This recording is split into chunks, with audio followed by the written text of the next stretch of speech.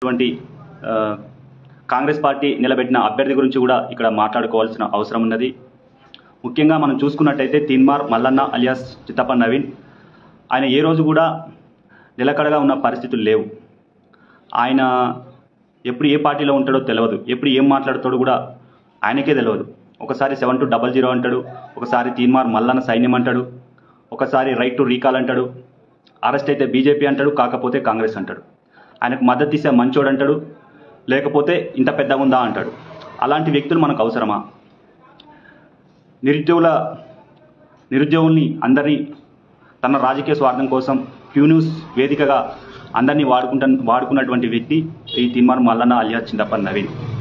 మరి అంతేకాకుండా విద్యార్థులని జీవో 46 పేరుతో రోడ్డు మీద పడేసిన వ్యక్తి ఈ తీన్మార్ మల్లన్న అలియాస్ చిత్తప్ప నవీన్. ఎంతో మందిని బ్లాక్మెయిల్ చేసి డబ్బులు సంపాదించుకున్న వ్యక్తి మల్లన్న అలియాస్ చిత్తప్ప నవీన్.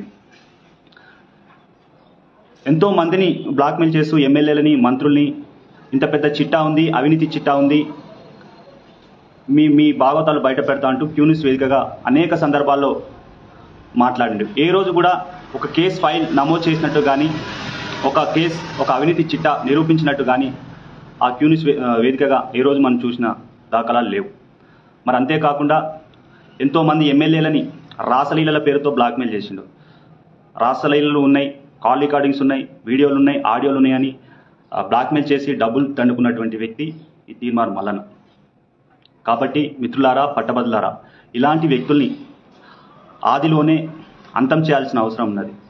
ఇలాంటి వ్యక్తుల్ని శాసన మండలికి పోకుండా అడ్డుకోవాల్సిన అవసరం, బాధ్యత, ఆవశ్యకత ఈ పట్టభద్రుల పైన ఉన్నది. కాబట్టి ఈ తీన్మార్ మల్లన్నని ఓడించాలని నేను కోరుకుంటున్నా. అంతేకాకుండా తీన్మార్ మల్లన్న గురించి ఇంకా మాట్లాడాలనుకుంటే చాలా విషయాలు ఉన్నాయి. కాబట్టి ఇంతకంటే ఎక్కువ మాట్లాడడం కూడా అవసరం లేదు. ఇప్పటికే సోషల్ మీడియా ద్వారా మనం ఆయన మీద ఎన్ని ట్రోలింగ్స్ నడుస్తున్నాయో మనం చూస్తున్నాం. ఒకప్పుడు ప్రశ్నించే గొంతుగా ఉన్న వ్యక్తి ఆ రోజున్న పరిస్థితుల్లో ఆయన మీద ఉన్న అభిప్రాయం వేరు.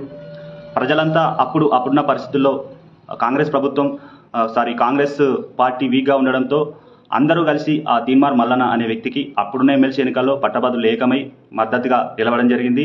ఆ రోజు గెలుపంచుల దాకా రావడం జరిగింది. కానీ ఇప్పుడు ఆ పరిస్థితులు లేవు. ప్రశ్నించే గొంతుక పాలకపక్షం చేరి ప్రజలనే మోసం చేయడానికి ఎమ్మెల్సీ అభ్యర్థిగా ముందుకొస్తున్నాడు. కాబట్టి ఇలాంటి వ్యక్తుల్ని రాజకీయ సమాధి చేయాల్సిన అవసరం ఉన్నది. ఇంకా మొన్న ఒక బహిరంగ సభలో మాట్లాడుతూ నన్ను శాసన మండలికి పంపుతారా, శ్మశానానికి పంపుతారా అని ఈయన అడుగుతున్నాడు.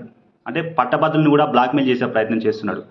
నేను ఒకటే చెప్తున్నా ఈ తీన్మార్ మల్లన్న అలియాస్ చిత్తప్ప నవీన్కి, ఖచ్చితంగా నిన్ను శ్మశానానికి పంపించే వరకు మేము నిద్రపోమని తెలియజేస్తుంటూ, పట్టభద్రులారా, మిత్రులారా, ఏది ఏమైనప్పటికీ రాకేష్ రెడ్డి లాంటి వ్యక్తుల్ని కాపాడుకోవాల్సిన బాధ్యత ఉన్నది.